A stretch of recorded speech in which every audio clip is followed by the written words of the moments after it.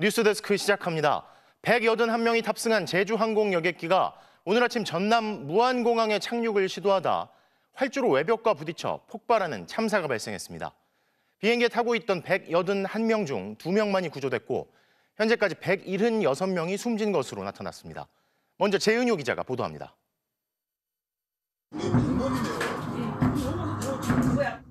무언가 펑하는 소리가 들리고 비행기 오른쪽 엔진에서 불꽃과 함께 연기가 새어나옵니다. 엔진 고장 났다. 어떻게?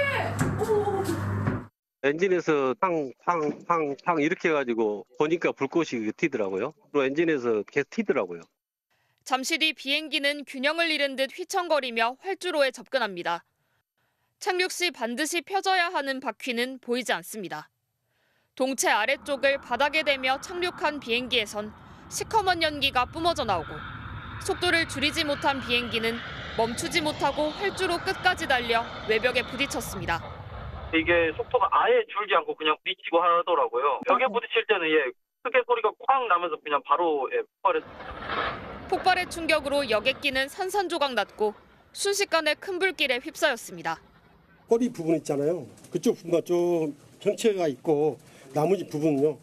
형체를 거의 알아보기 힘들 정도입니다. 사고 여객기는 제주항공 소속으로 오늘 새벽 1시 반 태국 방콕을 출발해 오전 8시 반 전남 무안공항에 입국할 예정이었습니다. 한국인 173명, 태국인 2명 등 승객 175명과 승무원 6명이 타고 있었습니다. 예정보다 30분 정도 지난 9시 3분쯤 착륙 도중 사고가 났고 소방당국은 40분 만에 큰 불길을 잡았습니다. 구조된 사람은 단 2명뿐. 비행기 꼬리 부분에 있던 승무원들이었습니다. 다른 탑승자 전원은 참사를 피하지 못하고 숨진 것으로 정부는 보고 있습니다. MBC 뉴스 재은유입니다. 사고 현장을 지켜본 목격자들은 공항 근처 상공의 제주항공 여객기에서 펑 하는 소리와 함께 불꽃이 튀었다고 전했습니다. 관제탑이 조류 충돌을 경고한 직후였습니다. 제주항공 여객기 기장은 구조 신호를 보내고 방향을 바꿔 바퀴 없이 착륙을 시도했다는데요. 정부가 현재까지 밝힌 참사의 개요를 MBC에 알려온 시민들의 제보와 함께 차현진 기자가 보도합니다. 오전 8시 54분 무안공항 관제탑은 제주항공 여객기의 착륙을 허가했습니다. 이어 3분 뒤 관제탑은 여객기의 조류 충돌 위험성을 경고했습니다. 8시 58분 여객기 오른쪽 엔진에서 무언가 불꽃이 튀는 모습이 확인됩니다. 엔진 쪽에 날개에 있는 엔진 쪽에서 이게 스파크가 탁탁 튀니까 큰 굉음이 한 4-5번? 그 정도 펑 이렇게 터졌어요. 그래서 집이 울릴 정도였어요. 착륙 직전 여객기를 본 목격자들은 공통적으로 여러 차례 폭발음을 들었다고 전했습니다. 뻥뻥 할 때마다 불꽃을 내뿜더라. 그게 한 6-7번 그랬대요. 제주항공 여객기 기장은 1분 뒤인 8시 59분 메이데이 즉 구조 신호를 보냈습니다. 여객기가 원래 예정된 01 활주로에 제대로 내려앉지 못하자 9시쯤 다시 방향을 바꿔 반대쪽인 19 활주로로 착륙을 시도합니다. 활주로 시작 지점하고 저희 가게하고 붙어 있거든요. 저 활주로 방향이 아니라 저희 가게 방향으로 이제 오고 있더라고요, 비행기가. 이륙하는 줄 알고 봤더니 갑자기 뉴턴을 하더라고요. 뉴턴을 해서 다시 공항 쪽으로 다시 들어갔더라고요. 그런데 너무 낮게 날고 있다.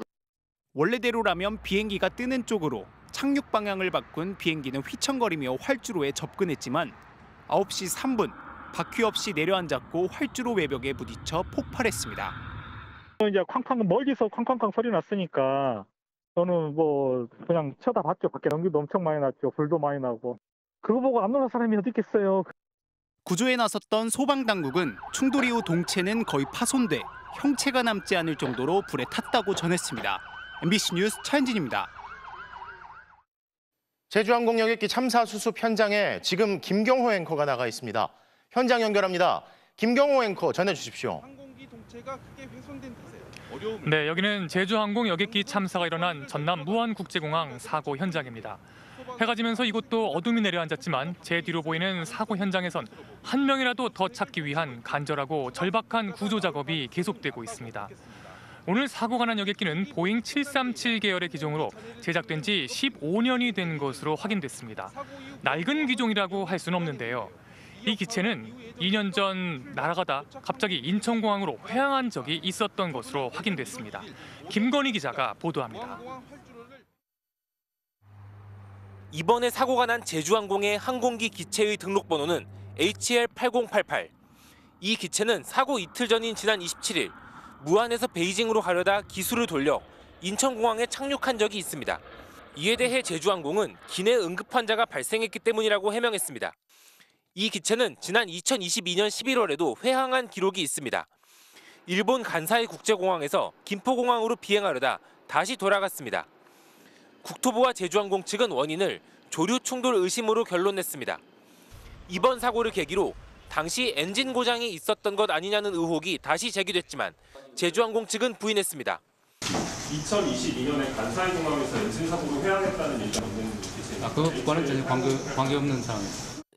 사고를 낸 미국 보잉사의 737-800은 단거리 비행의 대표 기종으로 꼽힙니다. 국내에도 101대가 들어와 있습니다. 제주항공이 가장 많은 42대를 운용하고 티웨이, 진에어, 이스타항공 등 주로 저비용 항공사들이 많이 보유하고 있습니다. 지난 1997년 출시된 이후 전 세계적으로 5,000대 넘게 팔렸고 단일 항공기 모델로는 역대 최다 판매 기록을 가지고 있습니다. 항공업계에서는 안정성이 높은 기체라는 평가를 받고 있습니다. 최신의 항공기들의 어떤 기능들을 다 포함하고 있는 안전성을 확보하고 있는 기체라고 봐주시면 됩니다. 하지만 동일 기종의 대형 인명사고도 잇따랐습니다. 지난 2022년 중국 동방항공 소속 해당 기종 비행기가 고도 8,000m에서 야산으로 추락해 탑승객 132명 전원이 숨졌습니다. 앞서 2016년에는 아랍에미리트의 플라이 두바이 항공 소속 같은 기종이 러시아의 공항에서 착륙을 시도하다가 추락해 탑승자 62명 전원이 목숨을 잃었습니다. 이들은 아직 기체 결함으로 인한 사고로 보고되진 않았습니다. MBC 뉴스 김건희입니다. 제 뒤로는 크레인과 굴착기 등 중장비들의 모습이 보이는데요. 지금은 중장비들로 사고 여객기에 기체를 들어올리고 내외부 수색을 이어가고 있습니다. 지금 수색 상황 알아보겠습니다. 김규희 기자, 얼마나 진행이 됐습니까? 네, 전남 무안공항 사고 현장 앞에 나와 있습니다. 뒤로는 파손된 여객기의 꼬리 날개 부분이 보이는데요. 해가 진 뒤에도 사고 현장은 조명을 밝힌 채 구조 수습 작업을 이어가고 있습니다. 현재 사고 현장에는 크레인과 굴착기 등 중장비가 투입돼 수습 작업을 진행 중입니다. 크레인은 오후 5시 반쯤부터 여객기 동체 부분을 들어올리는 작업을 시작했습니다. 또한 사고 현장엔 늦은 오후부터 붉은 가림막을 설치하고 여객기 내부의 남은 탑승객 수색을 진행 중입니다. 사고 현장 주변 활주로와 공터에선 군경과 구급대원들이 일렬로 서서 수색 작업을 벌여왔는데 현재 해당 작업은 중단된 상황입니다. 오후 5시쯤엔 항공안전을 총괄하는 국토교통부 항공철도 사고조사위가 무안공항 계류장에 들어왔는데요. 사고기의 블랙박스 가운데 비행 기록 장치를 수거하는 등 현장 조사에 돌입한 것으로 전해졌습니다. 국토부와 경찰, 소방당국은 사고 수습 작업을 마치는 대로 정확한 사고 경위를 조사할 예정입니다. 한편 오늘 사고로 무안공항으로 오가는 국내외 항공편은 모두 결항됐고 국토부는 무안공항 활주로를 내년 1월 1일 오전 5시까지 폐쇄하겠다고 밝혔습니다. 지금까지 전남 무안공항에서 MBC 뉴스 김규희입니다. 사고 희생자들은 무안공항 안에 마련된 임시 영안실에 안치됐습니다. 공항 대합실은 구조 상황을 확인하려는 유가족들로 눈물바다가 됐습니다. 현장 연결하겠습니다. 류현중 기자, 대합실 상황은 지금 어떻습니까? 네, 이곳은 무안국제공항 1층 대합실인데요. 사고가 난 제주항공 탑승자 가족들이 대합실을 가득 메운 채 소방당국 등으로부터 가족의 행방과 수습 상황을 전해 들었습니다. 탑승자 가족들은 여객기 사고 소식이 전해지자마자 공항으로 모여들었는데요. 믿기 힘든 사고 소식에 곳곳에서 오열하고 있습니다. 소방당국이 사망자 신원을 확인해서 발표할 때마다 탄식이 터져나왔습니다. 오후 들어서는 전광판에 신원이 확인된 희생자 명단을 띄우기도 했는데요. 이름이 나올 때마다 유족들의 오열이 흘러나왔습니다. 탑승자 대부분이 사망으로 확인되고 있어 이곳 대합실은 갈수록 비통한 분위기인데요. 사망자 신원 발표 과정에서 명단이 일부 바뀌면서 유족들이 항의하기도 했습니다. 유가족들은 희생자 신원 확인을 위해 수습 현장 방문을 요구하기도 했습니다. 사고가 발생한 여객기는 지난달까지 전 세계로 운행되다 지난 8일부터 정기 노선으로 운항을 시작했는데요. 특히나 성탄절을 맞아 태국 여행 상품을 이용한 가족 단위 여행객이 상당수 있는 것으로 전해지고 있습니다. 그렇다 보니 미성년자 희생자들이 있는 것으로 보이는데요. 미성년자는 신분증이 없어서 신원 확인을 위해 DNA 검사를 하고 있습니다. 지금까지 신원이 확인된 건 60명입니다. 임시 영안소는 부안공항 내부 경납고 근처에 마련됐습니다. 영안실에 안치된 희생자 중 유가족이 신원을 확인한 경우 장례식장으로 옮겨질 예정입니다. 지금까지 무안공항에서 전해드렸습니다. 지금까지 확인된 구조자는 단 2명입니다. 2명 모두 비행기 뒤편에 타고 있었던 것으로 확인되는데요. 모두 승무원이었습니다. 이들은 목포의 병원에서 치료를 받다가 서울에 있는 병원으로 옮겨졌습니다. 취재기자 연결합니다. 송소영 기자, 구조자들 건강 상태는 지금 어떻습니까? 네, 먼저 30대 남성 승무원은 오늘 오후 4시쯤 이곳 이대 서울병원에 도착했습니다.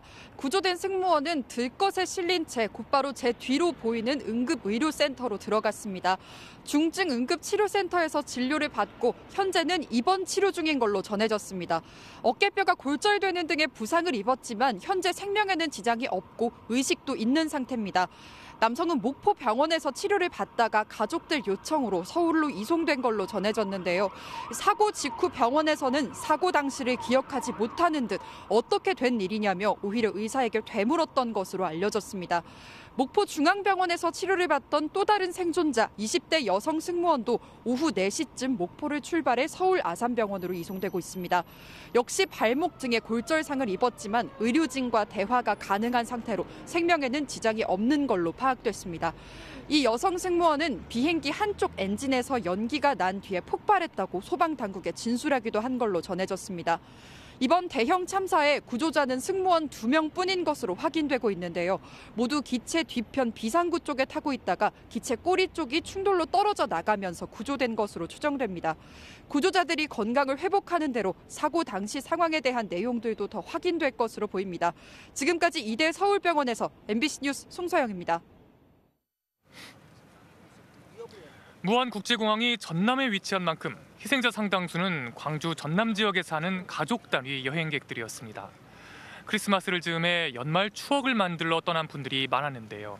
안타까운 마지막 여행이 되고 말았습니다. 박종호 기자가 취재했습니다. 가족끼리 혹은 친구끼리 한 해를 마무리하는 추억을 만들기 위해 설레는 마음으로 떠난 해외여행. 크리스마스를 끼고 수요일에 출국해 일요일에 귀국하는 3박 5일의 짧은 여정이었습니다. 하지만 한국에서 기다리는 이들에게 전해진 건 청천벽력 같은 사고 소식이었습니다. 전남 집인데 칠로 와갖고 기다리는데 비행기가 계속 보고 있다가 이렇게 사고가 나버리더라고요. 퇴직 뒤 첫 해외여행이 마지막 여행이 된 고인의 유가족들은 망연자실했습니다. 지금 6월 달에 퇴직하고 지금 마지막 처음으로 지금 해외여행을 갔거든. 마음이 너무 안 좋으시고. 아니 죽겠다는 게 지금 뭐 꿈인가 생신인가 지금 돼. 사고 여객기에는 고등학생 형제, 초등학생도 타고 있었던 것으로 전해집니다. 자식을 잃은 부모는 정신을 차리지 못하고 있습니다. 언니한테 언니가 기대하는 거는 목포와 화순, 담양, 전남교육청에서 단체 혹은 개인 여행을 떠났던 전현직 공무원들도 귀국 소식이 들리지 않고 있습니다. 저희들도 사실은 오늘 이렇게 큰 사고가 갑자기 나는 바람에 사실 병안이 없었습니다. 그래서 우선 수습하는데 부상자나 혹시 생존자가 있나. 기다리던 가족의 귀국 대신 사고 소식을 들은 가족들은 희생자 신원 확인을 기다리면서 가슴이 타들어가고 있습니다. 우리 남동생은 지금 안 뜨고 있으니까 찾아봐도 없어. 말로 전하기 어려운 참혹한 슬픔이 연말을 휘감고 있습니다. MBC 뉴스 박종호입니다. 사고가 난 제주항공 대표이사는 오늘 사과 입장을 밝혔습니다. 지금 제주항공 상황은 어떤지 현장 연결해 보겠습니다. 김세영 기자 전해주시죠. 네, 김입의 제주항공 대표이사는 오늘 오후 2시 김포공항 인근 한 호텔에서 기자회견을 열어 입장을 밝혔는데요. 임원들과 함께 나온 김 대표는 다 같이 고개를 숙여 인사한 뒤 기자회견을 시작했습니다. 김 대표는 사고 원인을 불문하고 최고 경영자로서 책임을 통감한다고 밝혔는데요. 직접 들어보시겠습니다. 무엇보다 이번 사고로 인해서 유명을 달리하신 탑승객분들과 유가족분들께 깊은 애도와 사과의 말씀을 올립니다. 제주항공 측은 사고 수습과 사고 원인 규명에 최선을 다하겠다고 밝혔습니다. 다만 추정되는 사고 원인 등에 대해서는 정부 기관의 공식적인 조사가 있어야 한다며 말을 아꼈는데요. 유력한 참사 원인으로 지목되는 조류 충돌에 대해서도 확인할 수 있는 상황이 아니라고 답했습니다. 또 해당 항공기의 정기 점검은 언제였는지 묻는 취재진의 질문에 정비 프로그램에 따라 지속적으로 정비하고 있다며 해당 여객기에는 이상이 있었던 징후는 전혀 없었다고 밝혔습니다. 해당 여객기의 사고 이력도 전혀 없었다고 선을 그었는데요. 사고 당시 무안공항 관제탑과 항공기 기장 간 대화 내용에 대해선 관제탑 상황을 알 수 없다면서 당시 기장이 어떤 발언을 했는지도 비행 기록 장치 등을 정부가 확보를 해야 알 수 있는 내용이라고 설명했습니다. 조금 전 오후 6시 제주항공에서 추가 브리핑을 진행했는데요.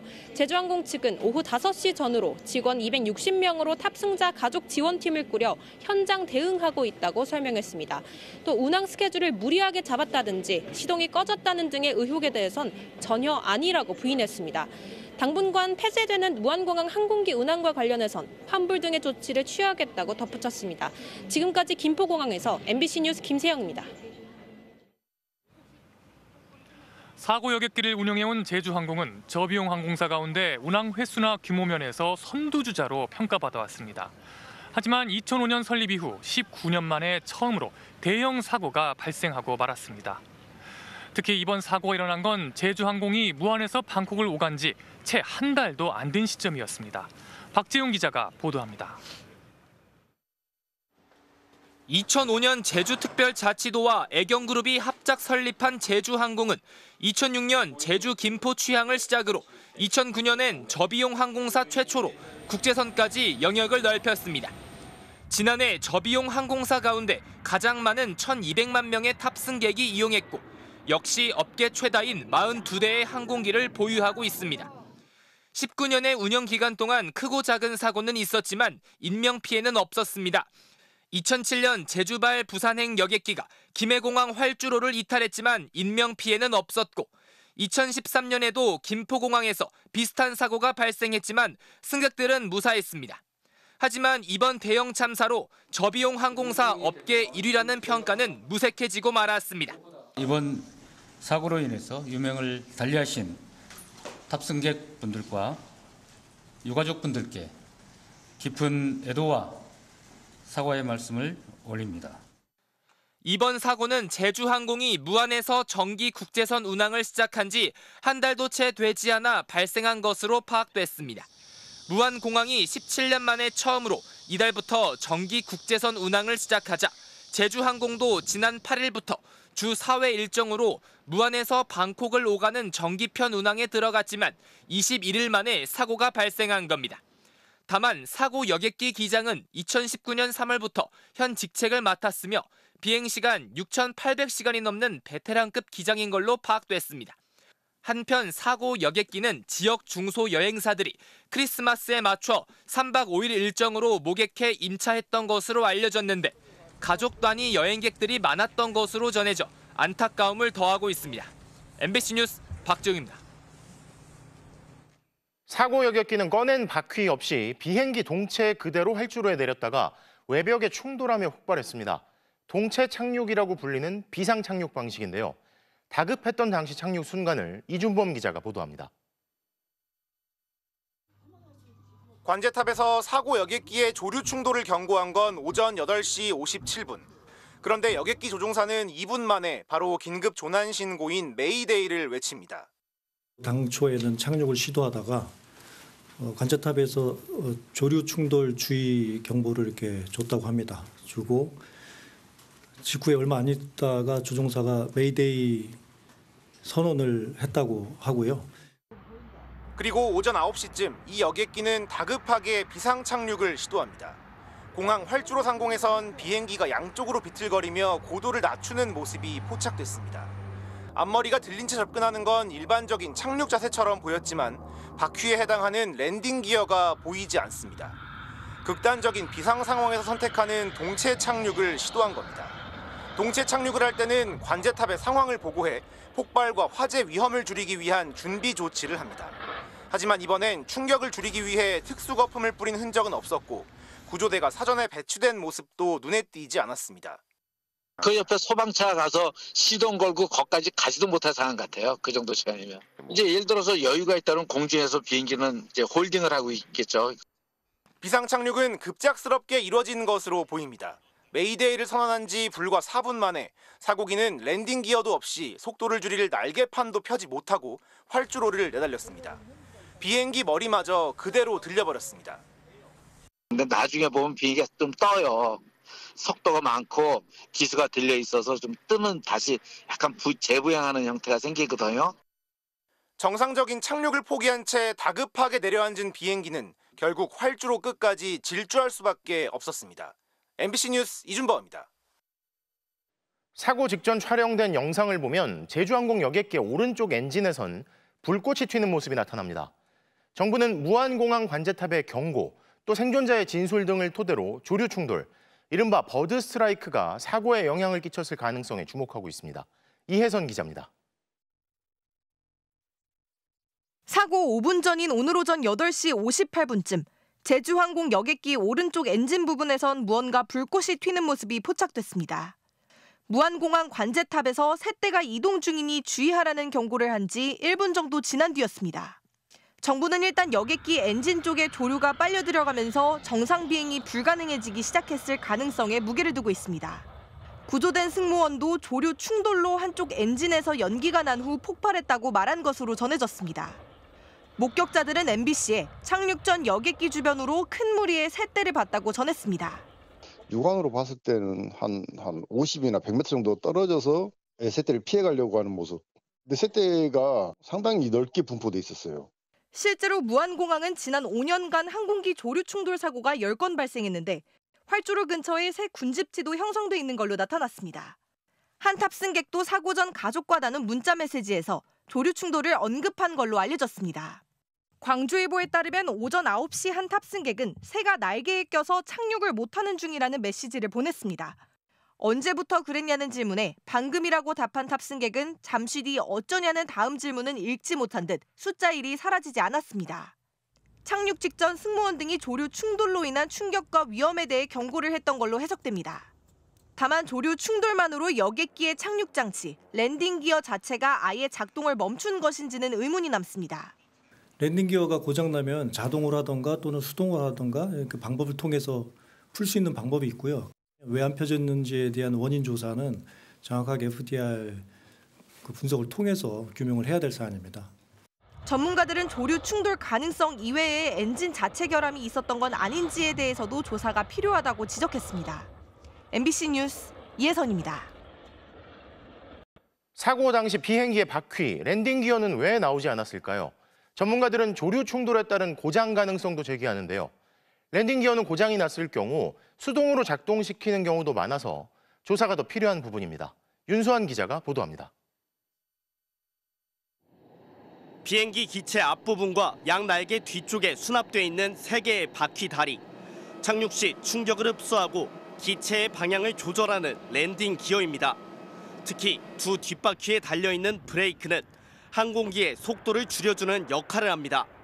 사고가 난 여객기는 이 랜딩 기어를 펼치지 못한 채 땅에 직접 부딪혔고 속도를 줄이지 못하면서 벽과 충돌했습니다. 그 항공기 이제 기술적인 정확한 이제 원인과 당시의 이제 상황에 대해서는 저희가 지금 조사관들이 현장에 나가서 조사를 좀 진행을 착수를 했습니다. 현재로선 셋대 등 물리적 충격으로 인해 랜딩 기어를 움직이는 유압 장치가 고장났을 가능성이 유력하게 제기됩니다. 하지만 비행기는 총 3개의 유압 장치가 독립적으로 운용되도록 설계돼 있습니다. 한 곳에 문제가 생기면 다른 장치를 활용할 수 있는 2중, 3중 구조인 겁니다. 만약 모든 장치가 고장나는 최악의 상황에는 수동으로 중력을 이용해 랜딩 기어를 내릴 수도 있습니다. 그거를 당기면 랜딩 기어에 있는 락이 풀려가지고 랜딩 기어가 무거우니까 자중에 의해서 랜딩 기어가 덜커덩 내려가지고 다운 락이 덜커덩 걸리도록 그렇게 설계가 돼 있습니다. 사고가 난 여객기는 구조 신호를 보낸 직후 바로 동체 착륙을 시도했습니다.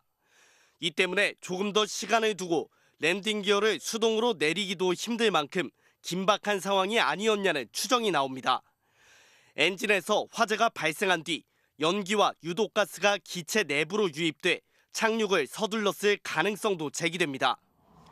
랜딩 기어가 고장이 난 건지 아니면 내리지 않은 채 다급하게 착륙을 감행한 건지 블랙박스를 통해 당시 기내 상황을 확인해야 정확한 경위가 드러날 것으로 보입니다. MBC 뉴스 윤수환입니다. 저희가 사고 여객기의 착륙 직전 항적을 확인해 보니 동체 착륙 시도 전 고도 상승을 시도했지만 15초 만에 실패한 것으로 나타났습니다. 당국의 발표를 보면 사고는 엔진과 랜딩 기어 이상이 복합적으로 작용했는데 여객기는 아니지만 지난 2022년에도 이번처럼 조류 충돌로 랜딩 기어가 작동 불능에 빠진 사례가 국내에서 있었습니다. 조희명 기자가 보도합니다. 지난 2022년 1월 충북 청주에서 이륙한 공군 F-35 전투기가 갑작스러운 기체 고장을 일으켰습니다. 랜딩 기어 3개가 한꺼번에 작동 불능에 빠졌고 전자 제어 장치도 먹통이 된 상황에서 간신히 동체 착륙에 성공해 조종사는 무사히 구조됐습니다. 이때도 원인은 조류 충돌이었습니다. 시속 800km로 비행하는 전투기 전면 흡기구에 독수리 한 마리가 충돌하면서 기체 내부에 전자장비와 회선등이 훼손돼 기능 고장에 빠졌던 겁니다. 당시 기체에 가해진 순간 충격은 40톤에 가까웠습니다. 이 사고는 랜딩 기어 고장과 비상 동체 착륙 등 이번 사고와 유사한 점이 많습니다. 사고가 난 제주항공 여객기도 조류 충돌로 각종 장치들이 먹통에 빠졌을 가능성을 배제할 순 없는 겁니다. 사고 직전 기장은 관제탑에 메이데이, 즉 구조 요청을 보낸 지 불과 2분 만에 최후의 수단인 동체 착륙을 결정했습니다. 예정된 활주로로 진입을 못해 반대 활주로로 긴급 착륙을 시도해야 할 만큼 기체에 심각한 문제가 있었습니다. 실제 MBC가 항적 분석 사이트인 플라이트 레이더를 통해 기장이 구조 요청을 한 순간에 항적을 확인한 결과 사고 여객기는 오전 8시 58분 18초에 급격히 고도를 상승하려 시도하지만 15초 만에 바로 하강하는 모습을 보입니다. 다만 여객기는 전투기와 기체 크기와 구조가 다르고 2중, 3중의 안전장치가 갖춰져 있기 때문에 조류 충돌이 랜딩 기어 문제까지 일으켰다고 단정 지을 순 없습니다.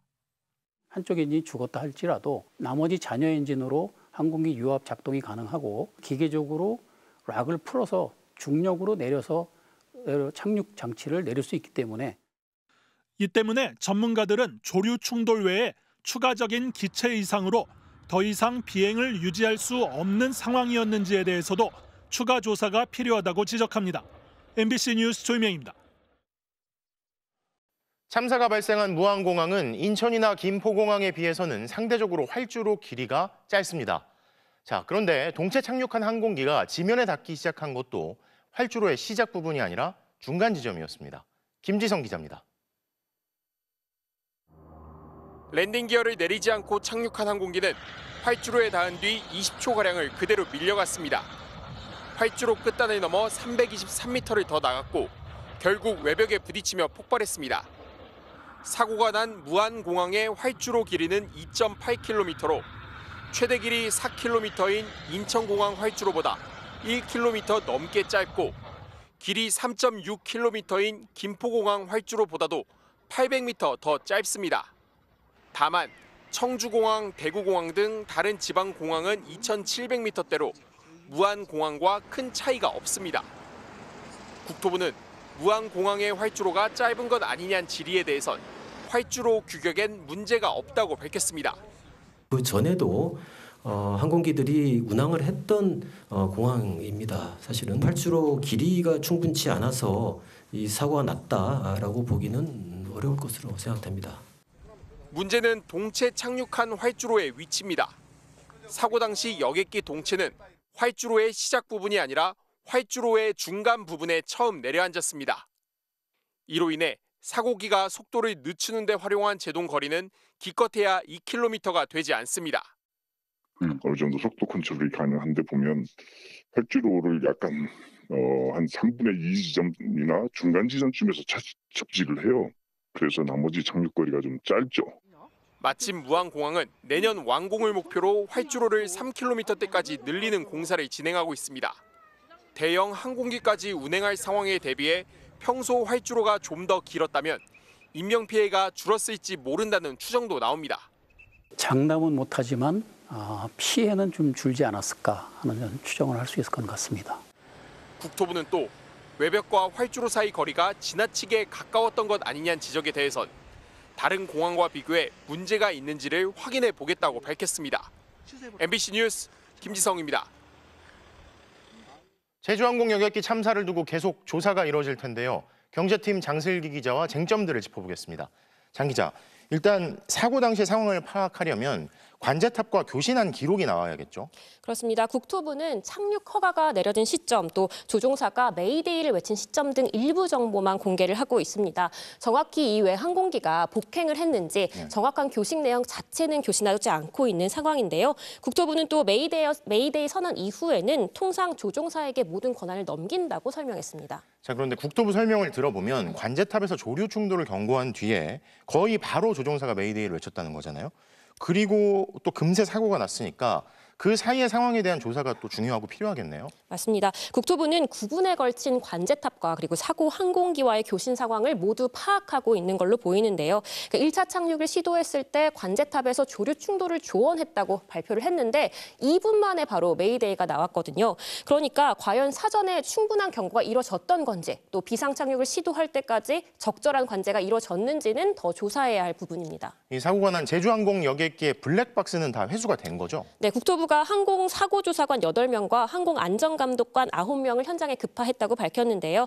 자동차 블랙박스와 같은 역할을 하는 장치도 모두 수거했다고 밝혔습니다. 자, 비행기에는 총 2개의 블랙박스가 있는데 국토부는 먼저 비행기의 움직임과 또 상태가 기록이 되는 비행 기록 장치를 수거했고요. 또 1시간 뒤쯤인 5시쯤에는 기장과 부기장의 음성이 모두 녹음되는 조종석 녹음 장치도 수거했다고 설명을 했습니다. 이 2개의 장치가 모두 수거된 만큼 앞서 살펴보신 것처럼 랜딩 기어와 엔진이 함께 고장나는 그런 흔치 않은 상황이 실제로 있었던 건지, 아니면 또 다른 비상 상황이 있었는지 등을 정확하게 파악할 수 있을 것으로 보입니다. 자, 과거 항공기 사고 조사를 보면 결과 발표할 때까지 시간이 상당히 오래 걸리잖아요. 이번 참사 조사 결과는 언제쯤 나올까요? 국토부는 아무리 빨라도 6개월, 그리고 길면 3년까지 걸릴 수 있다고 설명을 했습니다. 일단 다음 달 1일 오전 5시까지 활주로를 폐쇄하고 그리고 이후 원인 규명에 집중하기로 했는데요.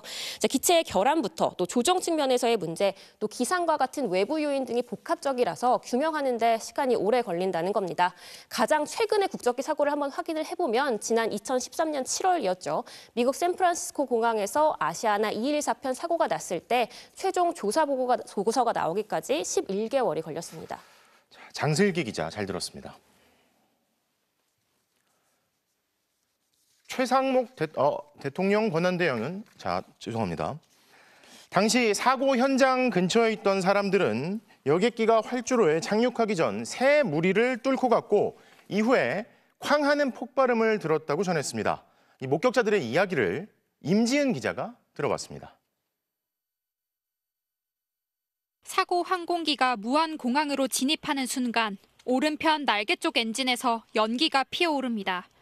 항공기는 바퀴가 내려지지 않은 채 활주로에 동체로 착륙하면서 불꽃을 일으켰고 수백 미터를 미끄러진 뒤 방벽에 부딪힙니다. 이 장면을 촬영한 목격자는 항공기가 착륙하기 전부터 커다란 폭발음을 수차례 들었다고 말합니다. 비행기 내리기 전에 보통 내리기 전부터 무슨 쾅쾅쾅 소리가 나더라고요. 예. 어디서 소리 나지 하면서 밖에 쳐다보니까 비행기가 오고 있더라고요. 사고 항공기가 정상 착륙 활주로가 아닌 애초 착륙하려던 방향의 반대편, 이륙 방향으로 착륙했다고 전했습니다. 그 비행기 회전 반경 다시 그 돌아서 이제 착륙하려고 하는 것 같더라고요. 근데 회전 반경이 너무 작은 거예요. 인근 공원에서 낚시를 하던 또 다른 목격자는 사고 항공기가 새 무리를 뚫고 지나갔다고 전했습니다. 친구가 이제 갑자기 하늘 보라가더니 하늘 봐봐야 새트 겁나 많다 하는데 거기를 봤거든요. 근데 이제 비행기가 그 제주 비행기 맞아요. 그 비행기가 거기를 뚫고 지나갔어요. 지상으로 내려온 여객기는 속도를 줄이지 못한 채 활주로를 달리다 공항 외벽을 들이받고 불길에 휩싸였습니다. MBC 뉴스 임지은입니다. 최상목 대통령 권한대행은 여객기 참사 소식을 접하자마자 첫 회의를 연 뒤 곧바로 무안공항 현장으로 달려갔습니다.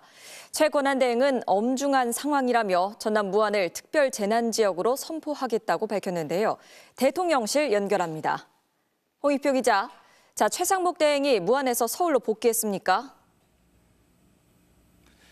네, 대통령 권한대행인 최상목 경제부총리는 참사 이후 직접 무안공항 현장을 찾았습니다. 최 권한대행은 엄중한 상황이라며 단 한 명의 생명이라도 더 살릴 수 있도록 인명구조를 최우선으로 하라고 지시했는데요.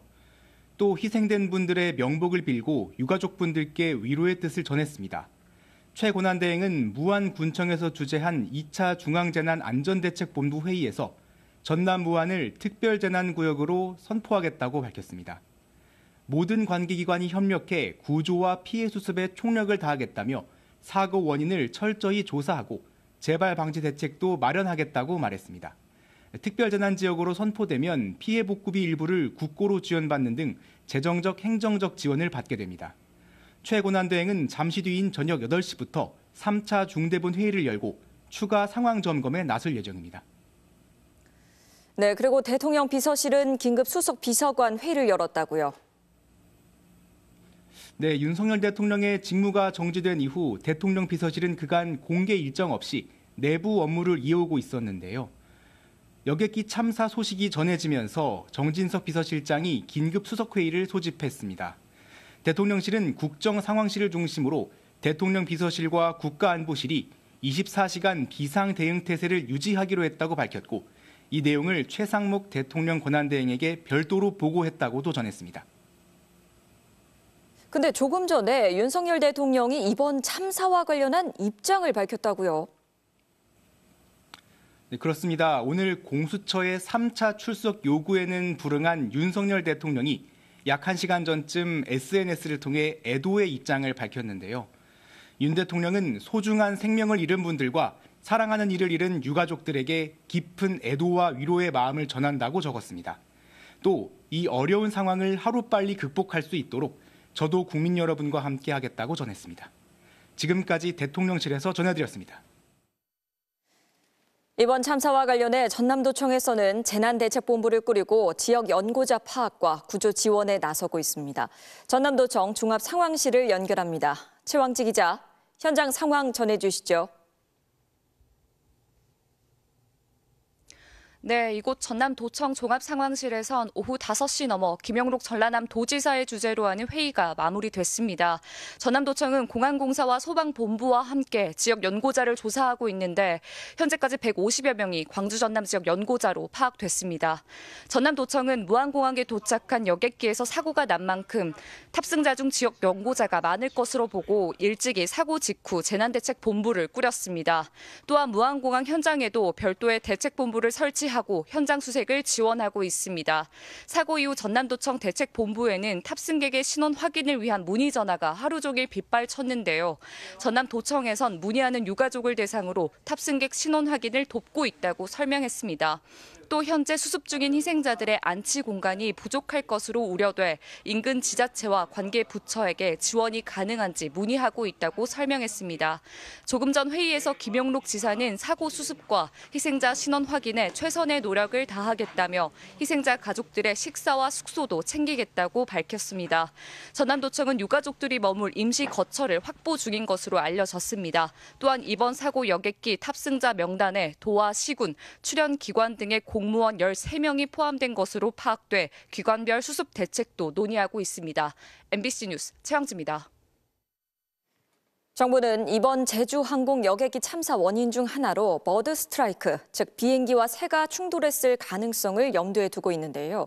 이런 일을 막기 위해 세계 항공시장이 연간 1조 원을 투입하고 있지만 최근 조류 충돌 발생 건수가 늘고 있는 추세입니다. 신지영 기자가 보도합니다.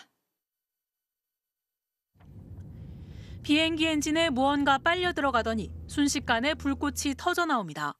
Mayday, Mayday, Mayday, American 1722 engine failure. 현지 시간 12일 승객 190명과 승무원 6명을 태운 아메리칸 에어라인 여객기에 새가 충돌한 겁니다. 다행히 곧장 회항 후 무사히 착륙해 인명 피해는 없었습니다. 새와의 충돌은 조종실 유리와 기체, 날개 등 어느 부위에서나 발생할 수 있지만 가장 치명적인 건 단연 엔진입니다. 추진력 상실로 이어져 비행 안전에 직접적인 위협이 될 수 있기 때문입니다. 2009년 이란 테헤란 이맘 호메이니 국제공항에서 일어난 카스피안 항공 7908편 추락 사고가 대표적으로 엔진에 새가 빨려 들어가 화재가 발생했고 결국 이륙 16분 만에 추락해 승무원 15명을 포함해 탑승자 168명이 모두 숨졌습니다. 2009년 US 에어웨이즈 1549편 사고 역시 새떼와의 충돌이 원인이었습니다. 엔진이 파손돼 허드슨강에 비상 착수했지만 탑승자 155명 전원이 구조돼 허드슨강의 기적이라 불리게 된 바로 그 사고입니다. 러시아 모스크바에서도 2019년 갈매기 떼와 충돌해 엔진이 고장난 우랄항공 178편이 공항 인근 옥수수밭에 불시착해 탑승자 전원이 생존했습니다. 문제는 최근 조류 충돌 발생 건수가 증가 추세란 점입니다. 지난 한 해 동안 미국에서만 19,600여 건이 발생했는데 이는 전년보다 14% 늘어난 수치입니다.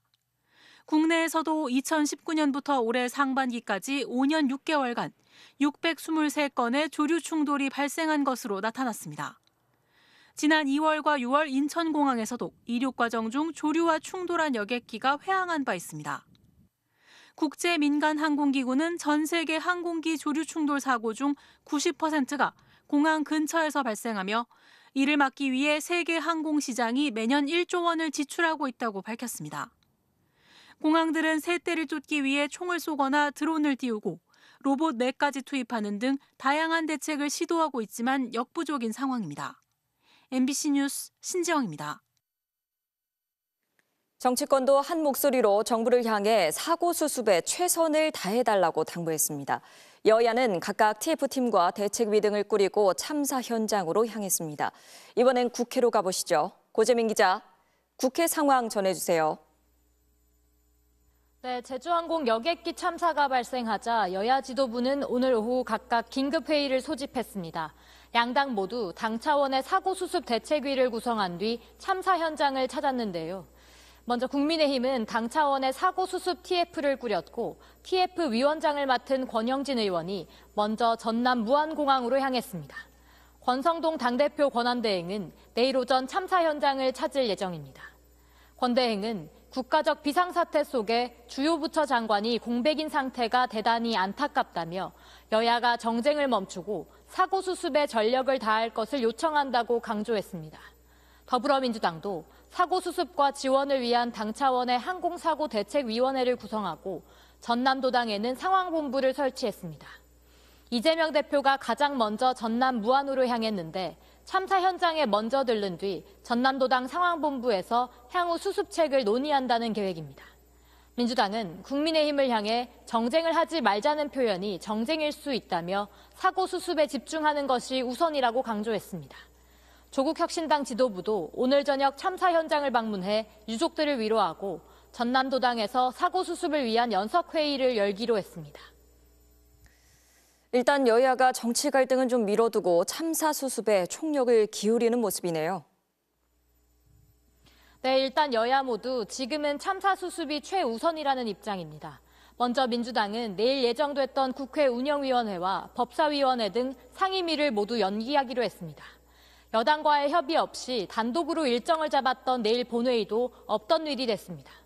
국민의힘은 내일 권영세 비상대책위원장 체제를 출범시키고 제주항공 여객기 참사 수습책 등을 논의한다는 계획입니다. 지금까지 국회에서 전해드렸습니다. 다음 소식입니다. 12.3 내란을 수사하고 있는 공수처가 검찰로부터 김용현 전 국방장관의 피의자 진술조서를 넘겨받았습니다. 내란죄 피의자 윤석열 대통령의 내란 우두머리 혐의를 더 철저히 밝힐 수 있게 된 건데요. 오늘 3차 출석 요구에도 응하지 않은 윤 대통령에 대해선 이제 공수처가 체포영장을 청구할 가능성이 커졌습니다. 유서영 기자입니다. 중국 CCTV 등 외신을 포함해 취재진 10여 명이 기다렸습니다. 하지만 출석을 요구한 오전 10시가 지났는데도 윤석열 대통령은 나타나지 않았습니다. 공수처는 대통령 경호처와 사전 협의도 없었다고 했습니다. 윤 대통령이 3차 출석 요구에도 응하지 않은 겁니다. 윤 대통령 측은 공수처의 변호인 선임계도 제출하지 않고 있습니다. 윤 대통령 변호인단 공보 담당인 윤갑근 변호사는 선임계를 내지 않는 건 이번 수사가 불법이라 대응할 가치가 없어서라고 주장했습니다. 수사기관이 중복적으로 출석을 요구하고 공수처의 내란죄 수사 권한이 없다는 점을 불법 수사의 이유로 들었습니다.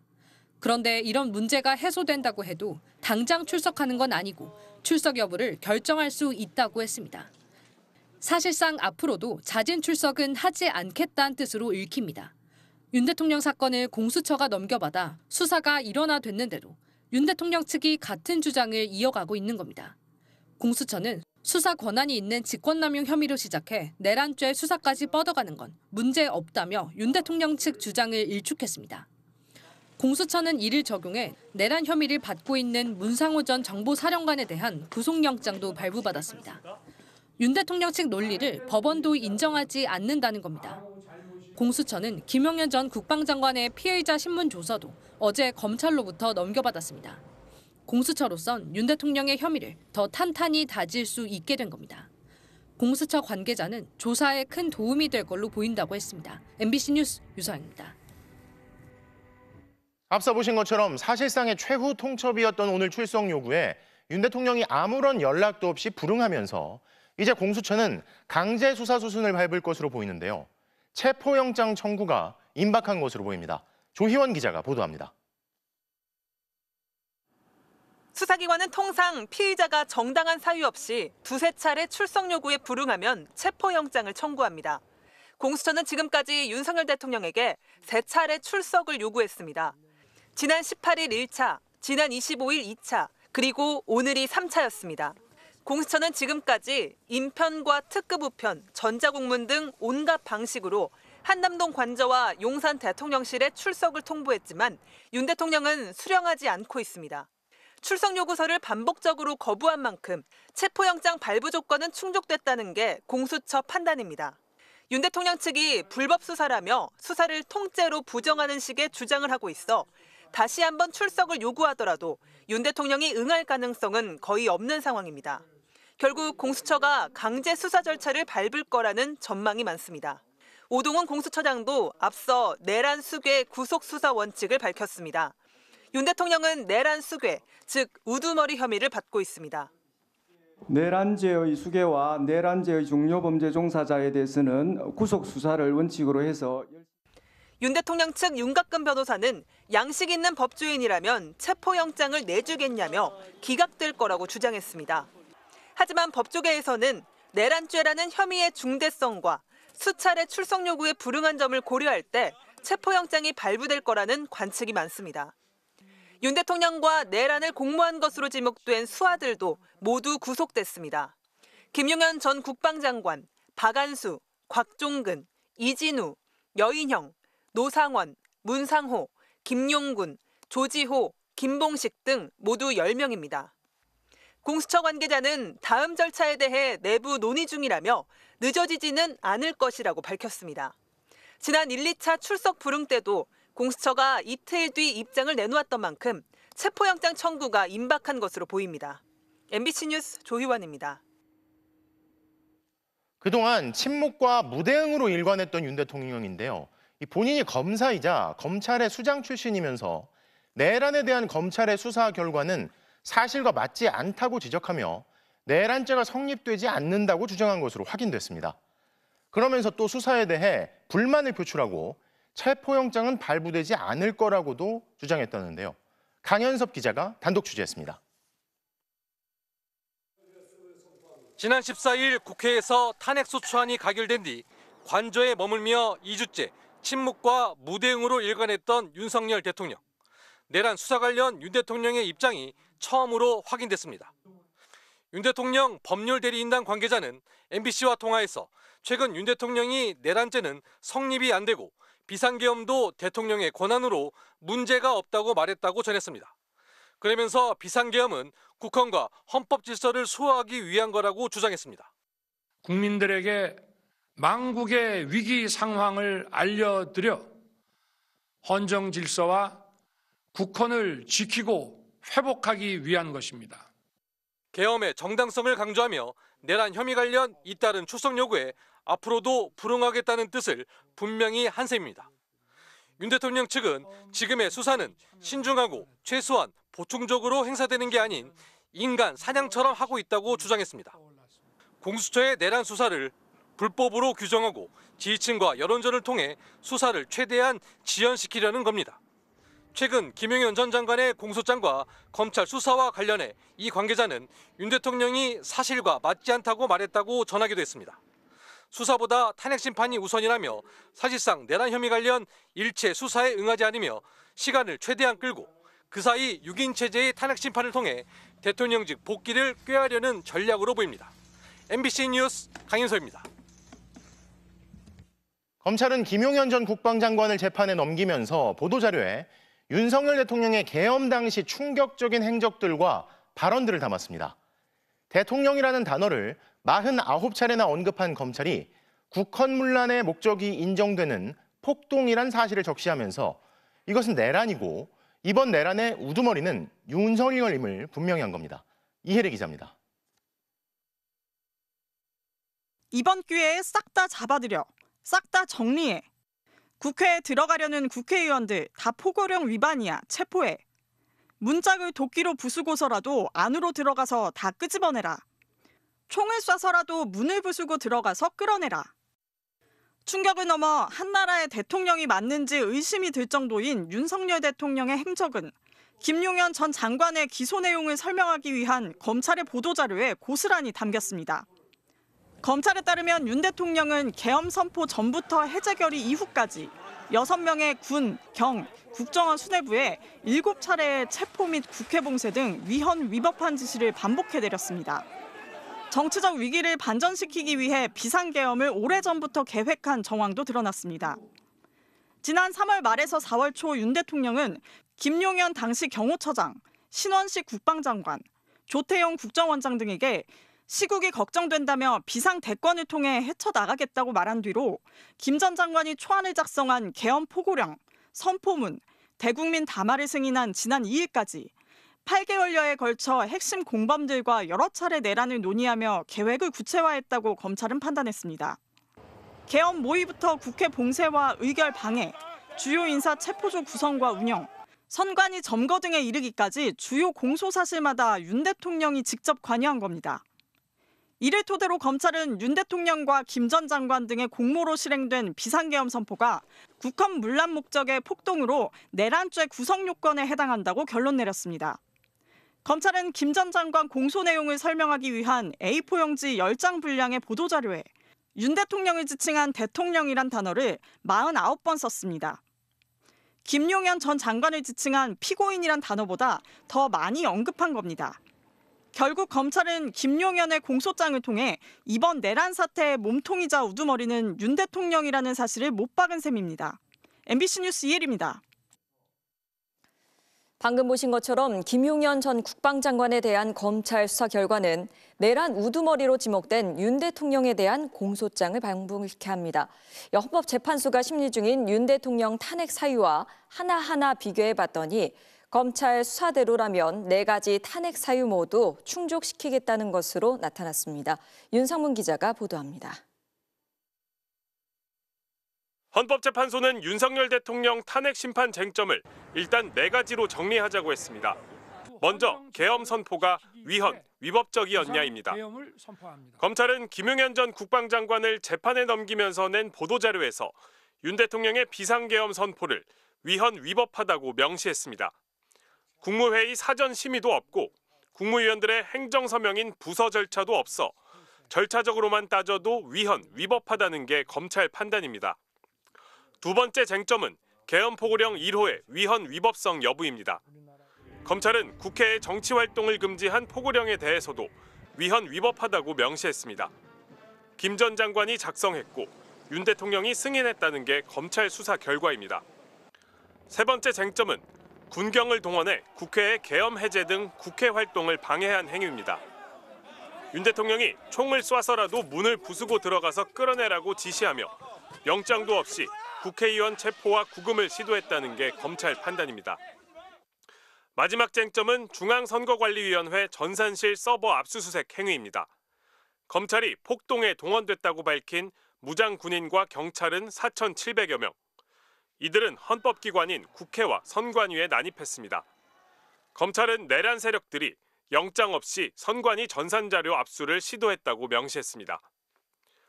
검찰 수사 결과대로라면 계엄 선포, 포고령 발표, 군경을 동원한 국회 활동 방해, 영장 없는 선관위 압수수색, 4가지 탄핵 사유 모두 충족되는 겁니다.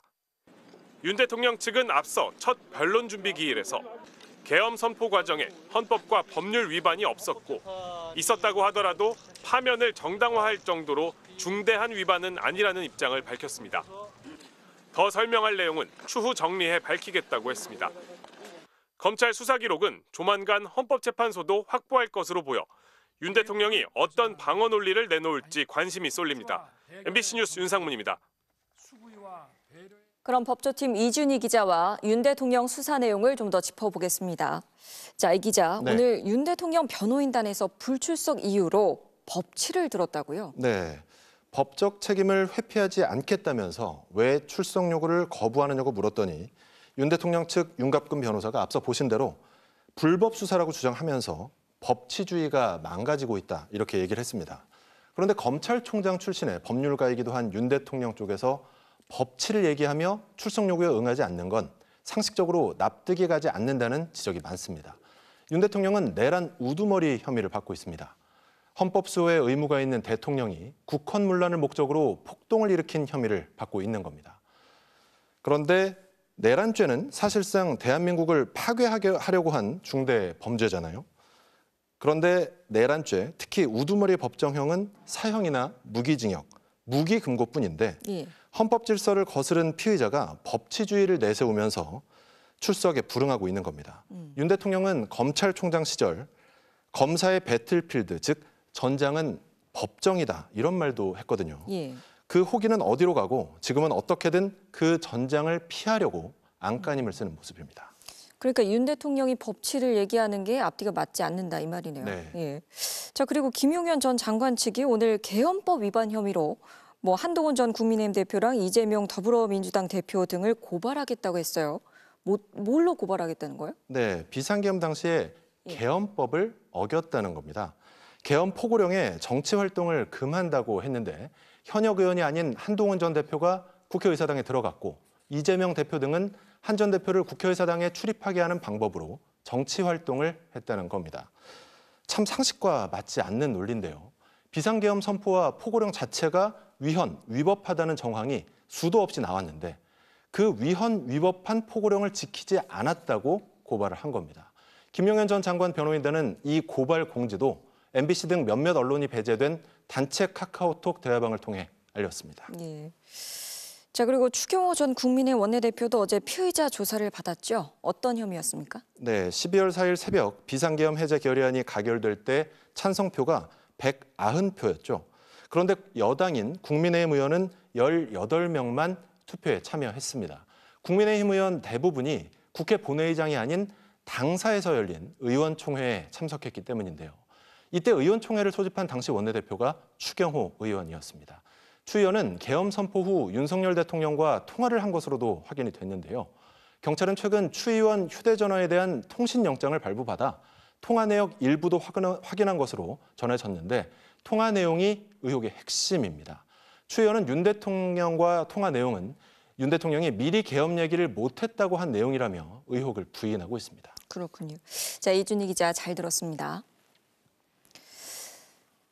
국민의힘 안에서는 12.3 내란을 정당화하고 버티기에 들어가려는 움직임이 노골화되는 모습입니다. 계엄 합법, 손팻말을 든 전광훈 목사 집회에 중진 의원은 물론 직전 당 지도부까지 동참하는가 하면 내란 옹호 움직임을 비판하는 당내 인사들을 공개 저격하며 찍어내기에도 나서고 있습니다. 손하늘 기자입니다. 계엄 합법, 탄핵 무효, 손팻말을 든 광화문 집회 참가자들의 환호 속에 큰 절을 올린 국민의힘 5선 윤상현 의원. 윤 의원은 무대에서 내란 수괴로 수사를 받는 윤석열 대통령 대신 이재명 대표가 내란을 획책한다는 주장을 폈습니다. 저들이야말로 암흑의 세력이, 어둠의 세력이, 그리고 내란 세력임을 고백하는 거 아닙니까, 여러분? 윤 의원은 20분에 달하는 연설에서 딱 한 차례 사과했는데 윤석열 대통령의 탄핵 소추를 막지 못한 것이 죄송하다는 거였습니다. 전광훈 목사 측 집회에는 직전까지 당 최고위원을 지낸 김민전 의원도 참석했습니다. 김 의원은 여당 의원 단체 대화방에서 트랙터를 몰고 나온 전국 농민회 총연맹 시위가 밤중에 살짝 끝난 윤 대통령의 계엄보다 더 폭력적으로 다가왔다고도 주장했습니다. 지난해 전광훈 우파 천하통일 발언을 한 김재원 전 최고위원에게 당원권 정지 1년의 중징계를 내렸던 국민의힘이 지금은 전광훈 목사와 같은 목소리를 내는 의원들의 행태에 침묵하며 오히려 동조하는 모양새를 보이고 있는 겁니다. 동시에 이를 비판하는 당내 목소리에는 공개 저격과 찍어내기가 노골적으로 벌어지고 있습니다. 김용현 전 국방장관의 입장문을 공식 보도자료를 통해 그대로 퍼나른 국민의힘 미디어 특위는 이를 부적절하다고 비판한 박상수 전 대변인, 류재화 당협위원장의 실명을 나열하며 그들이 사익을 위해 국민을 버리는 주장을 하고 있다고 저격했습니다.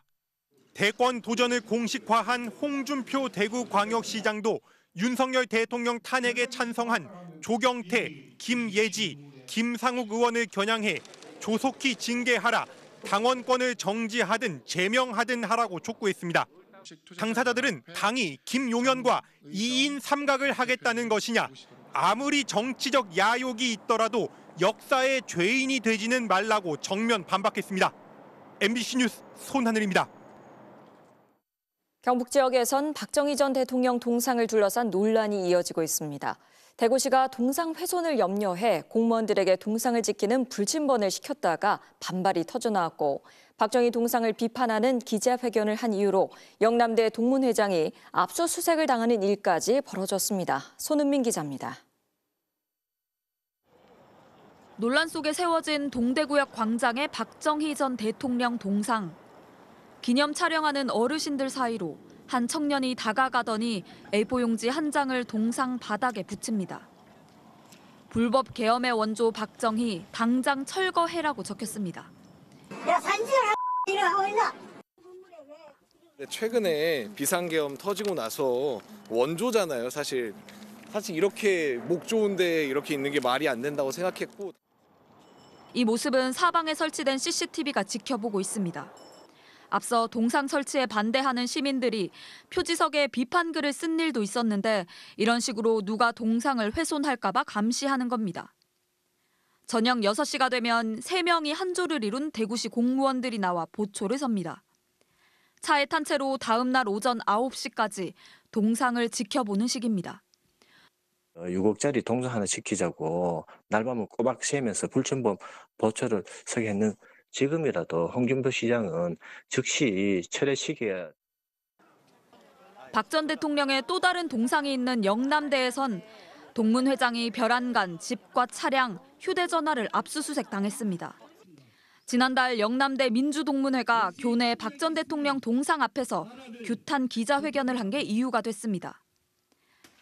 이것을 불법 집회로 마치 소설 쓰듯이 만들어서 너무나도 타당한 이야기를 기자회견으로 했다는 이유만으로 압수수색. 계엄을 한 윤석열 대통령의 탄핵 정국으로 한 해를 마무리하게 된 시민들은 계엄을 4번 내린 박정희 전 대통령 동상과 함께 새해를 맞게 됐습니다. MBC 뉴스 손은민입니다. 다시 제주항공 여객기 참사가 일어난 무안국제공항 사고 현장입니다. 181명이 탑승한 제주항공 여객기는 오늘 아침 전남 무안공항에 착륙을 시도하다 활주로 외벽과 부딪혀 폭발했습니다. 비행기 타고 있던 181명 중 2명만 구조됐고 현재까지 177명이 숨진 것으로 나타났습니다. 먼저 재은효 기자가 보도합니다.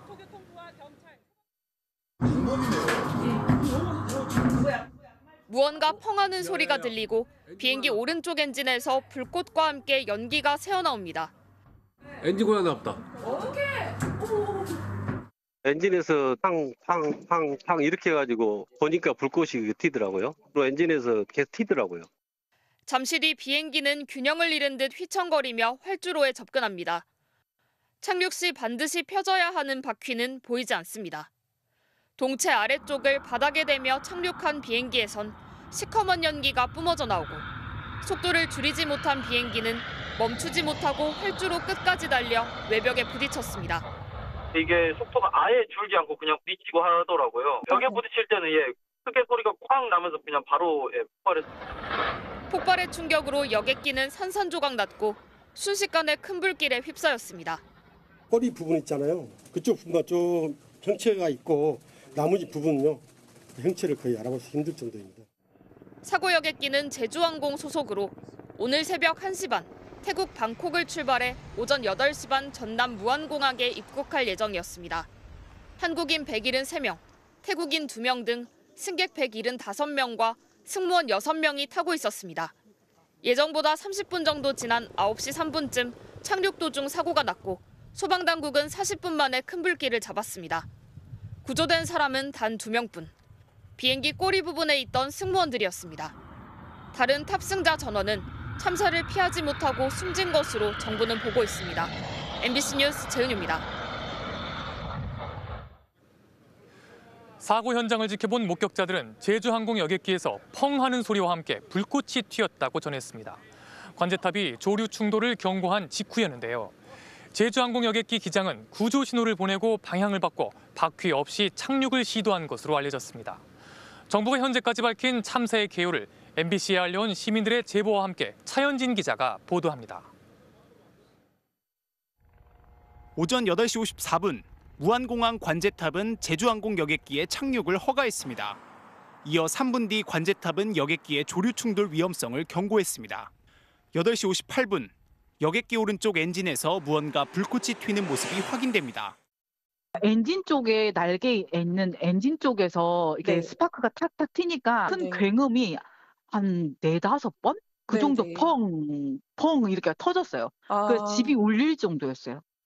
착륙 직전 여객기를 본 목격자들은 공통적으로 여러 차례 폭발음을 들었다고 전했습니다. 뻥뻥 할 때마다 불꽃을 내뿜더라. 그게 한 6-7번 그랬대요. 제주항공 여객기 기장은 1분 뒤인 8시 59분 메이데이 즉 구조 신호를 보냈습니다. 여객기가 원래 예정된 01 활주로에 제대로 내려앉지 못하자 9시쯤 다시 방향을 바꿔 반대쪽인 19 활주로로 착륙을 시도합니다. 활주로 시작 지점하고 저희 가게하고 붙어 있거든요.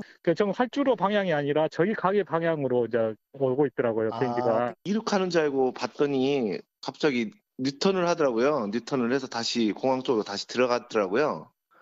그런데 너무 낮게 날고 있다. 원래대로라면 비행기가 뜨는 쪽으로 착륙 방향을 바꾼 비행기는 휘청거리며 활주로에 접근했지만 9시 3분 바퀴 없이 내려앉았고 활주로 외벽에 부딪혀 폭발했습니다. 이제 쾅쾅 멀리서 쾅쾅쾅 소리 났으니까 저는 뭐 그냥 쳐다봤죠. 밖에 연기도 엄청 많이 났죠. 불도 많이 나고. 그거 보고 안 놀란 사람이 어디 있겠어요. 구조에 나섰던 소방당국은 충돌 이후 동체는 거의 파손돼 형체가 남지 않을 정도로 불에 탔다고 전했습니다. MBC 뉴스 차현진입니다. 오늘 사고가 난 여객기는 보잉 737 계열의 기종으로 제작된 지 15년이 된 것으로 낡은 기종이라고 할 수는 없는데요. 이 기체는 2년 전 무안을 출발해 운항하다 갑자기 인천공항으로 회항한 적이 있었던 것으로 확인됐습니다. 김건희 기자가 보도합니다. 이번에 사고가 난 제주항공의 항공기 기체의 등록번호는 HL8088. 이 기체는 사고 이틀 전인 지난 27일 무안에서 베이징으로 가려다 기수를 돌려 인천공항에 착륙한 적이 있습니다. 이에 대해 제주항공은 기내 응급 환자가 발생했기 때문이라고 해명했습니다. 이 기체는 지난 2022년 11월에도 회항한 기록이 있습니다. 일본 간사이 국제공항에서 김포공항으로 비행하려다 다시 돌아갔습니다. 국토부와 제주항공 측은 원인을 조류 충돌 의심으로 결론냈습니다. 이번 사고를 계기로 당시 엔진 고장이 있었던 것 아니냐는 의혹이 다시 제기됐지만 제주항공 측은 부인했습니다. 2022년에 간사이 공항에서 엔진 사고로 회항했다는 얘기가 있는 기체입니다. 그거는 전혀 관계없는 상황입니다. 사고를 낸 미국 보잉사의 737-800은 단거리 비행의 대표 기종으로 꼽힙니다. 국내에도 101대가 들어와 있습니다. 제주항공이 가장 많은 42대를 운용하고 티웨이, 진에어, 이스타항공 등 주로 저비용 항공사들이 많이 보유하고 있습니다. 지난 1997년 출시된 이후 전 세계적으로 5,000대 넘게 팔렸고 단일 항공기 모델로는 역대 최다 판매 기록을 가지고 있습니다. 항공업계에서는 안정성이 높은 기체라는 평가를 받고 있습니다. 최신의 항공기들의 어떤 기능들을 다 포함하고 있는 안전성을 확보하고 있는 기체라고 봐주시면 됩니다. 하지만 동일 기종의 대형 인명사고도 잇따랐습니다. 지난 2022년 중국 동방항공 소속 해당 기종 비행기가 고도 8,000m에서 야산으로 추락해 탑승객 132명 전원이 숨졌습니다. 앞서 2016년에는 아랍에미리트의 플라이 두바이 항공 소속 같은 기종이 러시아의 공항에서 착륙을 시도하다가 추락해 탑승자 62명 전원이 목숨을 잃었습니다. 이들은 아직 기체 결함으로 인한 사고로 보고되진 않았습니다. MBC 뉴스 김건희입니다. 사고 직전 촬영된 영상을 보면 제주항공 여객기의 오른쪽 엔진에선 뭔가 충돌이 있었던 듯 불꽃이 튀는 모습이 확인됩니다. 정부는 무안공항 관제탑의 경고, 또 생존 승무원의 진술 등을 토대로 조류 충돌, 이른바 버드 스트라이크가 사고에 영향을 끼쳤을 가능성에 주목하고 있습니다. 이혜선 기자가 보도합니다. 사고 5분 전인 오늘 오전 8시 58분쯤 제주항공 여객기 오른쪽 엔진 부분에선 무언가 불꽃이 튀는 모습이 포착됐습니다. 무안공항 관제탑에서 새 대가 이동 중이니 주의하라는 경고를 한 지 1분 정도 지난 뒤였습니다. 정부는 일단 여객기 엔진 쪽에 조류가 빨려 들어가면서 정상 비행이 불가능해지기 시작했을 가능성에 무게를 두고 있습니다. 구조된 승무원도 조류 충돌로 한쪽 엔진에서 연기가 난 후 폭발했다고 말한 것으로 전해졌습니다. 목격자들은 MBC에 착륙 전 여객기 주변으로 큰 무리의 새 대를 봤다고 전했습니다. 육안으로 봤을 때는 한 50이나 100m 정도 떨어져서 새떼를 피해가려고 하는 모습. 근데 새떼가 상당히 넓게 분포돼 있었어요. 실제로 무안공항은 지난 5년간 항공기 조류 충돌 사고가 10건 발생했는데 활주로 근처에 새 군집지도 형성돼 있는 걸로 나타났습니다. 한 탑승객도 사고 전 가족과 나눈 문자 메시지에서 조류 충돌을 언급한 걸로 알려졌습니다. 광주일보에 따르면 오전 9시 한 탑승객은 새가 날개에 껴서 착륙을 못하는 중이라는 메시지를 보냈습니다. 언제부터 그랬냐는 질문에 방금이라고 답한 탑승객은 잠시 뒤 어쩌냐는 다음 질문은 읽지 못한 듯 숫자 1이 사라지지 않았습니다. 착륙 직전 승무원 등이 조류 충돌로 인한 충격과 위험에 대해 경고를 했던 걸로 해석됩니다. 다만 조류 충돌만으로 여객기의 착륙 장치, 랜딩 기어 자체가 아예 작동을 멈춘 것인지는 의문이 남습니다.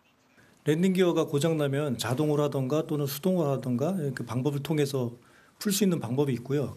왜 안 펴졌는지에 대한 원인 조사는 정확하게 FDR 분석을 통해서 규명을 해야 될 사안입니다. 전문가들은 조류 충돌 가능성 이외에 엔진 자체 결함이 있었던 건 아닌지에 대해서도 조사가 필요하다고 지적했습니다. MBC 뉴스 이혜선입니다. 사고 당시 비행기의 바퀴, 랜딩 기어는 왜 나오지 않았을까요?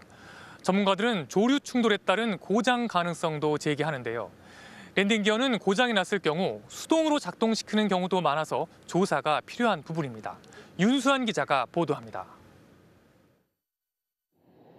비행기 기체 앞부분과 양날개 뒤쪽에 수납돼 있는 3개의 바퀴 다리. 착륙 시 충격을 흡수하고 기체의 방향을 조절하는 랜딩 기어입니다. 특히 두 뒷바퀴에 달려있는 브레이크는 항공기의 속도를 줄여주는 역할을 합니다. 사고가 난 여객기는 이 랜딩 기어를 펼치지 못한 채 땅에 직접 부딪혔고 속도를 줄이지 못하면서 벽과 충돌했습니다. 그 항공기 이제 기술적인 정확한 이제 원인과 당시에 이제 상황에 대해서는 저희가 지금 조사관들이 현장에 나가서 조사를 좀 진행을 착수를 했습니다. 현재로선 쇳대 등 물리적 충격으로 인해 랜딩 기어를 움직이는 유압 장치가 고장났을 가능성이 유력하게 제기됩니다. 하지만 비행기는 총 3개의 유압 장치가 독립적으로 운용되도록 설계되어 있습니다. 한 곳에 문제가 생기면 다른 장치를 활용할 수 있는 2중, 3중 구조인 겁니다. 만약 모든 장치가 고장나는 최악의 상황에는 수동으로 중력을 이용해 랜딩 기어를 내릴 수도 있습니다. 그거를 땡기면 랜딩 기어에 있는 락이 풀려가지고 랜딩 기어가 무거우니까 자중에 의해서 랜딩 기어가 덜커덩 내려가지고 다운 락이 덜커덩 걸리도록 그렇게 설계가 돼 있습니다. 사고가 난 여객기는 구조 신호를 보낸 직후 바로 동체 착륙을 시도했습니다. 이 때문에 조금 더 시간을 두고 랜딩 기어를 수동으로 내리기도 힘들 만큼 긴박한 상황이 아니었냐는 추정이 나옵니다. 엔진에서 화재가 발생한 뒤 연기와 유독가스가 기체 내부로 유입돼 착륙을 서둘렀을 가능성도 제기됩니다.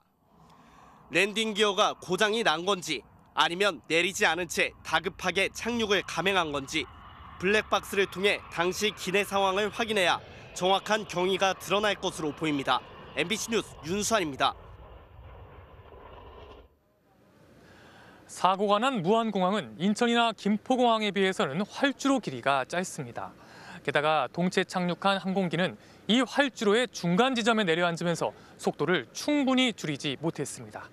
김지성 기자가 보도합니다. 랜딩 기어를 내리지 않고 착륙한 항공기는 활주로에 닿은 뒤 20초가량을 그대로 밀려갔습니다.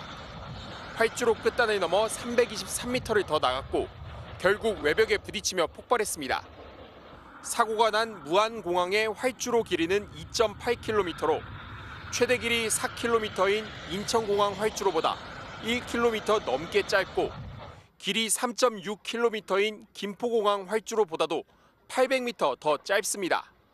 다만 청주공항, 대구공항 등 다른 지방공항은 2,700m대로 무안공항과 큰 차이가 없습니다. 국토부는 무안공항의 활주로가 짧은 것 아니냐는 질의에 대해선 활주로 규격엔 문제가 없다고 밝혔습니다.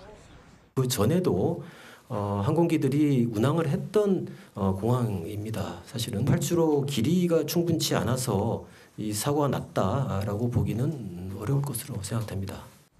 문제는 동체 착륙한 활주로의 위치입니다. 사고 당시 여객기 동체는 활주로의 시작 부분이 아니라 활주로의 중간 부분에 처음 내려앉았습니다. 이로 인해 사고기가 속도를 늦추는 데 활용한 제동 거리는 기껏해야 2km가 되지 않습니다. 어느 정도 속도 컨트롤이 가능한데 보면 활주로를 약간 한 3분의 2 지점이나 중간 지점쯤에서 접지를 해요. 그래서 나머지 착륙거리가 좀 짧죠. 마침 무안공항은 내년 완공을 목표로 활주로를 3km대까지 늘리는 공사를 진행하고 있습니다.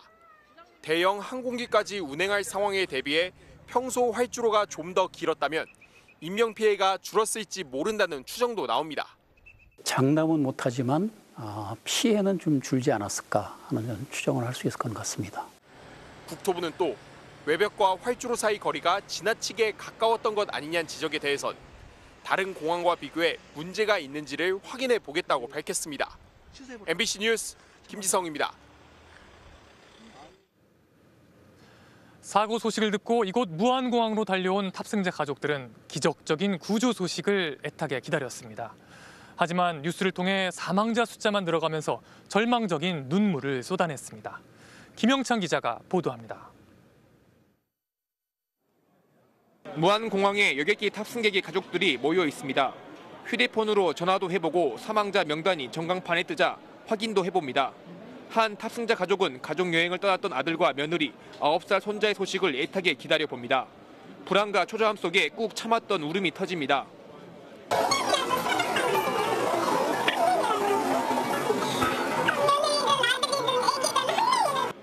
밝은 모습으로 부부 여행을 떠났던 딸과 사이, 어머니는 잘 갔다 오겠다던 딸과 사이 얼굴이 아직도 아른거린다며 망연자실한 모습입니다.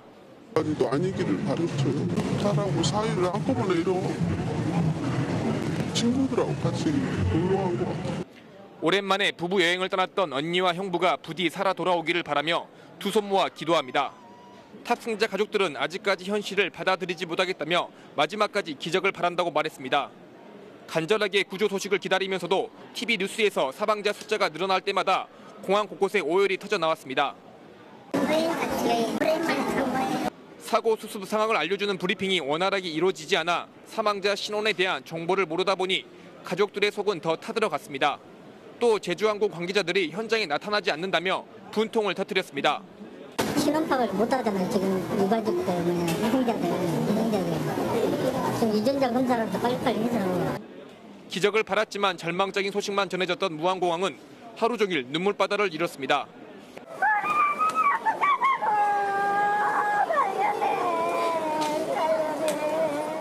MBC 뉴스 김영창입니다. 무안공항에는 임시 영안실이 마련됐습니다. 공항 대합실에서 구조 상황을 확인하는 유가족들은 오열했습니다. 현장 연결합니다. 류현준 기자, 그곳 상황 전해주십시오. 네, 이곳은 무안국제공항 1층 대합실인데요. 사고가 난 제주공항 탑승자 가족들이 대합실을 가득 메운 채 소방당국 등으로부터 가족의 행방과 수습 상황을 전해 들었습니다. 탑승자 가족들은 여객기 사고 소식이 전해지자마자 공항으로 모여들었는데요. 믿기 힘든 사고 소식에 곳곳에서 오열하고 있습니다. 소방당국이 사망자 신원을 확인해서 발표할 때마다 탄식이 터져나왔습니다. 오후 들어서는 전광판에 신원이 확인된 희생자 명단을 띄우기도 했는데요. 이름이 나올 때마다 유족들의 오열이 흘러나왔습니다. 탑승자 대부분이 사망으로 확인되고 있어 이곳 대합실은 갈수록 비통한 분위기인데요.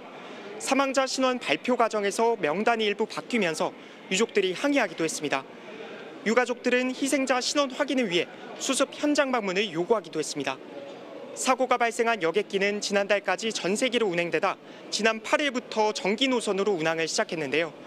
특히나 성탄절을 맞아 태국 여행 상품을 이용한 가족 단위 여행객이 상당수 있는 것으로 전해지고 있습니다.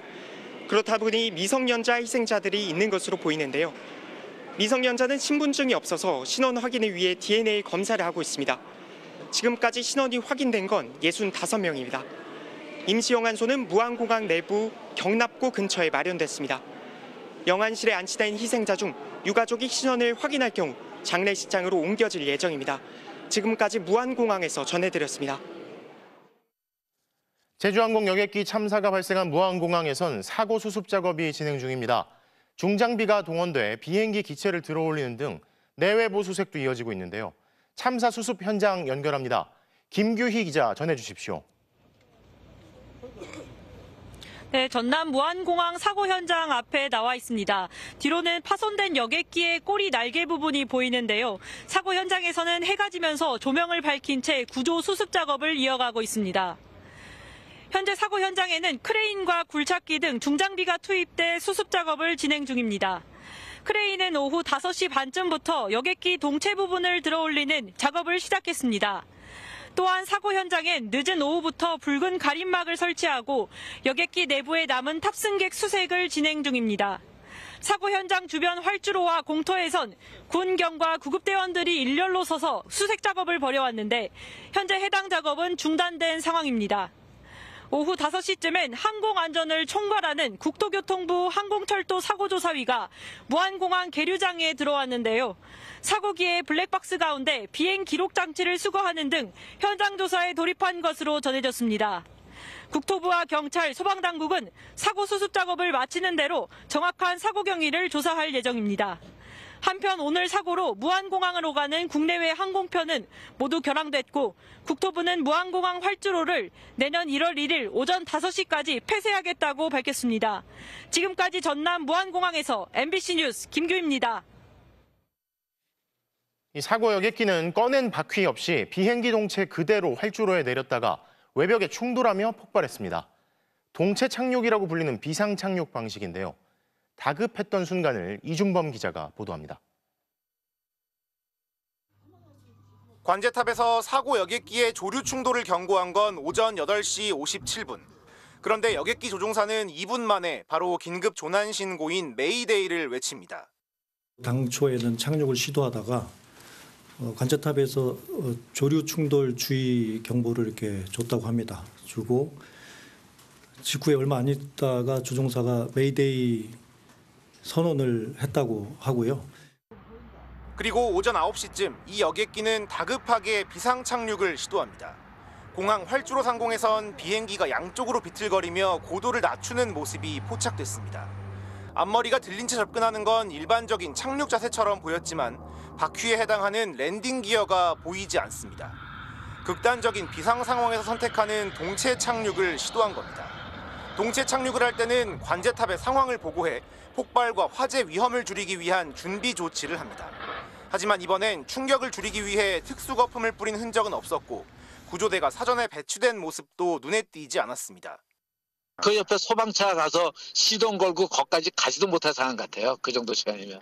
이제 예를 들어서 여유가 있다면 공중에서 비행기는 이제 홀딩을 하고 있겠죠. 비상 착륙은 급작스럽게 이뤄진 것으로 보입니다.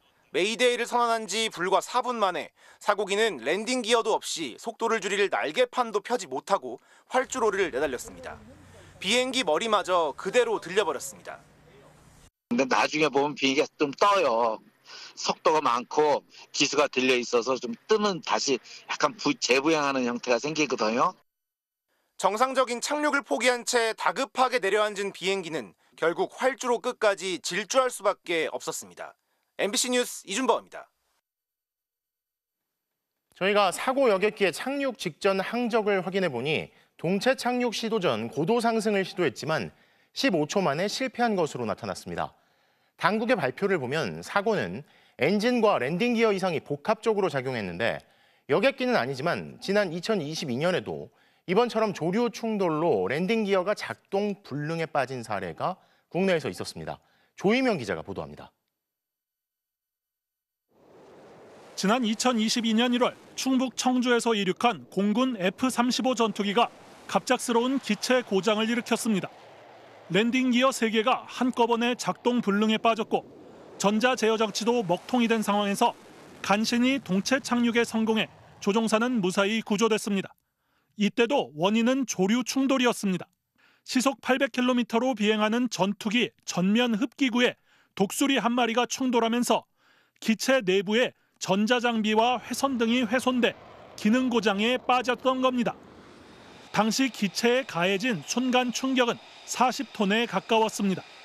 이 사고는 랜딩 기어 고장과 비상 동체 착륙 등 이번 사고와 유사한 점이 많습니다. 사고가 난 제주항공 여객기도 조류 충돌로 각종 장치들이 먹통에 빠졌을 가능성을 배제할 순 없는 겁니다. 사고 직전 기장은 관제탑에 메이데이, 즉 구조 요청을 보낸 지 불과 2분 만에 최후의 수단인 동체 착륙을 결정했습니다. 예정된 활주로로 진입을 못해 반대 활주로로 긴급 착륙을 시도해야 할 만큼 기체에 심각한 문제가 있었습니다. 실제 MBC가 항적 분석 사이트인 플라이트 레이더를 통해 기장이 구조 요청을 한 순간에 항적을 확인한 결과 사고 여객기는 오전 8시 58분 18초에 급격히 고도를 상승하려 시도하지만 15초 만에 바로 하강하는 모습을 보입니다. 다만 여객기는 전투기와 기체 크기와 구조가 다르고 2중, 3중의 안전장치가 갖춰져 있기 때문에 조류 충돌이 랜딩 기어 문제까지 일으켰다고 단정 지을 순 없습니다. 한쪽 엔진이 죽었다 할지라도 나머지 잔여 엔진으로 항공기 유압 작동이 가능하고 기계적으로 락을 풀어서 중력으로 내려서 착륙 장치를 내릴 수 있기 때문에 이 때문에 전문가들은 조류 충돌 외에 추가적인 기체 이상으로 더 이상 비행을 유지할 수 없는 상황이었는지에 대해서도 추가 조사가 필요하다고 지적합니다. MBC 뉴스 조희명입니다. 이번 참사의 희생자 상당수는 무안공항이 위치한 지역 주변인 광주 전남 지역의 가족 단위 여행객들이었습니다. 박종호 기자가 보도합니다. 가족끼리 혹은 친구끼리 한 해를 마무리하는 추억을 만들기 위해 설레는 마음으로 떠난 해외여행. 크리스마스를 끼고 수요일에 출국해 일요일에 귀국하는 3박 5일의 짧은 여정이었습니다. 하지만 한국에서 기다리는 이들에게 전해진 건 청천벽력 같은 사고 소식이었습니다. 담당 집인데 실로 와갖고 기다리는데 비행기가 계속 보고 있다가 이렇게 사고가 나버리고. 퇴직 뒤 첫 해외여행이 마지막 여행이 된 고인의 유가족들은 망연자실했습니다. 지금 6월 달에 퇴직하고 지금 마지막 처음으로 지금 해외여행을 갔거든. 마음이 너무 안 좋으시고. 아니 죽겠다는 게 지금 뭐 꿈인가 생신인가 지금 돼. 사고 여객기에는 고등학생 형제, 초등학생도 타고 있었던 것으로 전해집니다. 자식을 잃은 부모는 정신을 차리지 못하고 있습니다. 언니한테 언니가 기절하는 바람에 발톱을 못 고치고 상황이 목포와 화순, 담양, 전남교육청에서 단체 혹은 개인 여행을 떠났던 전현직 공무원들도 귀국 소식이 들리지 않고 있습니다.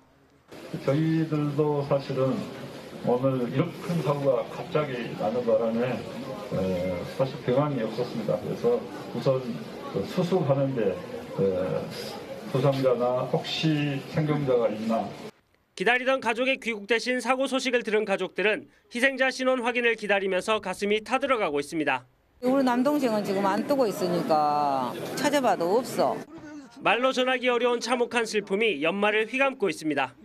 MBC 뉴스 박종호입니다. 지난 2005년 설립된 제주항공은 저비용 항공사 중에선 운항 횟수나 규모 면에서 선두권 업체입니다. 하지만 19년 만에 처음으로 대형 참사를 내고 말았는데요. 특히 이번 참사가 일어난 건 제주항공이 무안에서 방콕을 오간 지 채 한 달도 안 된 시점이었습니다. 박재훈 기자가 보도합니다. 2005년 제주특별자치도와 애경그룹이 합작 설립한 제주항공은 2006년 제주 김포 취항을 시작으로 2009년엔 저비용 항공사 최초로 국제선까지 영역을 넓혔습니다. 지난해 저비용 항공사 가운데 가장 많은 1,200만 명의 탑승객이 이용했고 역시 업계 최다인 42대의 항공기를 보유하고 있습니다. 19년의 운영 기간 동안 크고 작은 사고는 있었지만 인명피해는 없었습니다. 2007년 제주발 부산행 여객기가 김해공항 활주로를 이탈했지만 인명피해는 없었고 2013년에도 김포공항에서 비슷한 사고가 발생했지만 승객들은 무사했습니다. 하지만 이번 대형 참사로 저비용 항공사 업계 1위라는 평가는 무색해지고 말았습니다. 이번 사고로 인해서 유명을 달리하신 탑승객분들과 유가족분들께 깊은 애도와 사과의 말씀을 올립니다.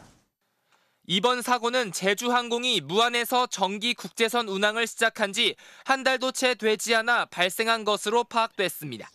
무안공항이 17년 만에 처음으로 이달부터 정기 국제선 운항을 시작하자 제주항공도 지난 8일부터 주 4회 일정으로 무안에서 방콕을 오가는 정기편 운항에 들어갔지만 21일 만에 사고가 발생한 겁니다. 다만 사고 여객기 기장은 2019년 3월부터 현 직책을 맡았으며 비행시간 6,800시간이 넘는 베테랑급 기장인 걸로 파악됐습니다. 한편 사고 여객기는 지역 중소 여행사들이 크리스마스에 맞춰 3박 5일 일정으로 모객해 임차했던 것으로 알려졌는데 가족 단위 여행객들이 많았던 것으로 전해져 안타까움을 더하고 있습니다. MBC 뉴스 박정입니다.